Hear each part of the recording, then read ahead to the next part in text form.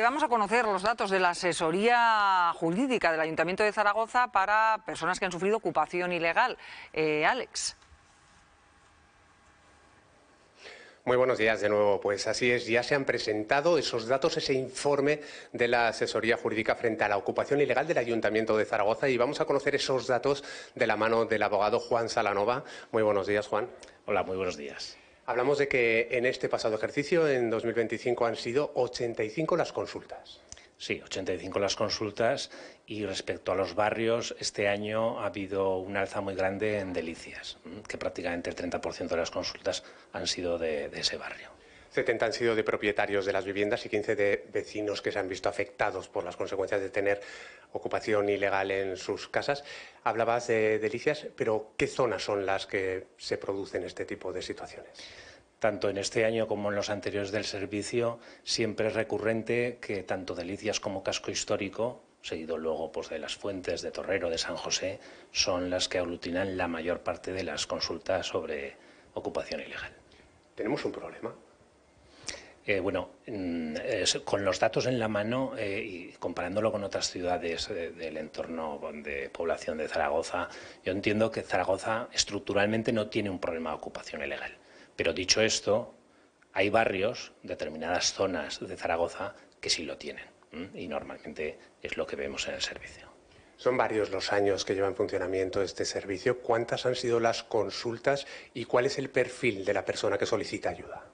Pues casi hemos llegado a las 500 consultas. Y respecto al perfil de gente que llama, es gente de barrios degradados, de rentas bajas, que no tiene un abogado de referencia y que normalmente, claro, cuando sufre esa ocupación, inmediatamente busca a alguien que le pueda hacer un primer asesoramiento.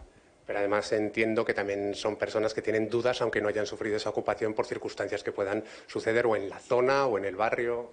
Sí, en torno al 30% de las consultas no son ocupaciones que se están produciendo en ese momento. Es gente que tiene miedo a que le puedan ocupar. Y desde el servicio lo que se hace mucho hincapié es en la actitud proactiva del propietario para evitar, mediante medidas preventivas, que se pueda producir esa ocupación. Por si alguna persona que está viendo el programa en estos momentos tiene una situación de estas, ¿qué es lo que tiene que hacer? Bueno, desde luego, si ve marcas o alguna cuestión que le haga temer esa ocupación, tendrá que tomar medidas preventivas del tipo, pues tendrá que ir a la casa, recoger la correspondencia, ver si hay marcas, poner algún automatismo que encienda las luces para que se vea uso. Claro, el ocupante lo que va a buscar es lo fácil, es decir, en cuanto vea actividad, va a ver que si ocupa pues va a tener un problema. El ocupa lo que buscará es lugares, inmuebles que estén sin uso y que no vea ninguna actividad. Con lo cual, el propietario, si toma esas medidas proactivas, evitará probablemente esa ocupación. Pues muchísimas gracias, Juan. Ya ves, Miriam, estos son los datos de este informe que se acaba de presentar recientemente y en el que ofrecen esos datos de ocupación ilegal de ese servicio que les ayuda frente a esas personas que entran en nuestras viviendas. Gracias, Alex. Bueno, pues ya conocemos los datos de las zonas donde se produce esa ocupación y esta asesoría que atiende a personas que han sufrido dicha ocupación y quieren saber cómo salir de esta situación. Sí, y fíjate, si ampliamos un poco más todavía el marco, podemos ver que en los 4 años que lleva funcionando han sido 500 consultas y de ellas han acabado en los tribunales unas 75. Entonces, es verdad que quizás el problema de ocupación no es tan sensible como en otras comunidades, pero sí que hay algunas zonas en las que la situación es bastante más preocupante. Estoy pensando en los vecinos del Gancho, que llevan desde hace muchísimo tiempo un listado de cuáles serían los edificios ocupados, y ahora mismo ellos en ese listado incluyen 23 inmuebles que tendrían problemas de ocupación, ¿no? Entonces yo creo que ahí sí que es importante también el papel que están jugando los vecinos, porque ya no solamente que denuncien los propietarios, que puede dar lugar a un problema más puntual. Cuando ya son los propios vecinos los que están denunciando este tipo de casos, yo creo que las instituciones también tienen que prestar mucha atención, y hemos tenido también casos a lo largo del último año en el que en edificios ocupados que han tenido algún tipo de incidente, algún incendio, el ayuntamiento ha aprovechado también para desalojar el edificio directamente y tapiarlo en la zona de Zamora y Pignatelli. Entonces yo creo que esa es una buena medida a la hora de tratar de combatir este fenómeno, que parece que está menos extendido que en otras grandes ciudades. De cámaras en determinadas zonas, no sabemos si eso también ayuda mucho a tratar de evitarlo. También por eso. Fíjate, además es que los barrios son los barrios tradicionales. Al final estamos hablando de Delicias, de Casco Histórico, de las Fuentes, de San José, de Torrero. Son barrios en los que más o menos pues puede haber construcciones que sean más antiguas y que pueden ser susceptibles de ocupación ocupación si los propietarios no toman ese tipo de medidas alternativas preventivas que nos estaban comentando ahora.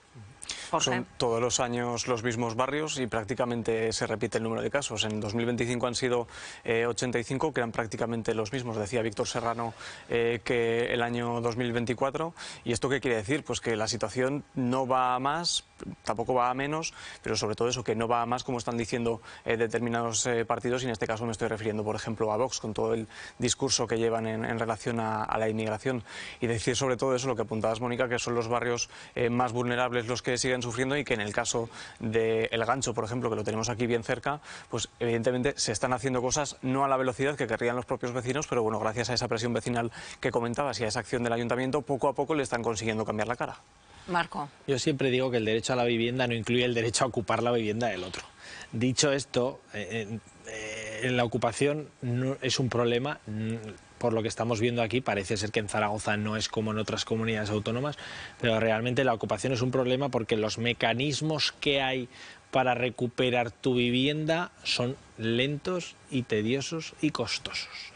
No es llegar y pum, no. Entonces sí que habría que crear mecanismos, las fuerzas y cuerpos de seguridad del Estado no pueden actuar y nos quejamos, me quejo en esta comunidad autónoma, pero cuando llevas ocupaciones en zonas costeras, santíguate que vas a estar años sin recuperar tu vivienda.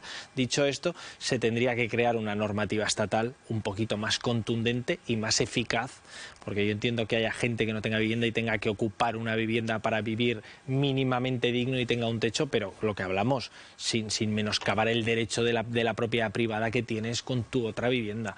Dicho esto, o se regula o seguirá yendo, y sobre todo aquí tenemos suerte que no hay muchas, pero en determinadas zonas hay muchísima ocupación.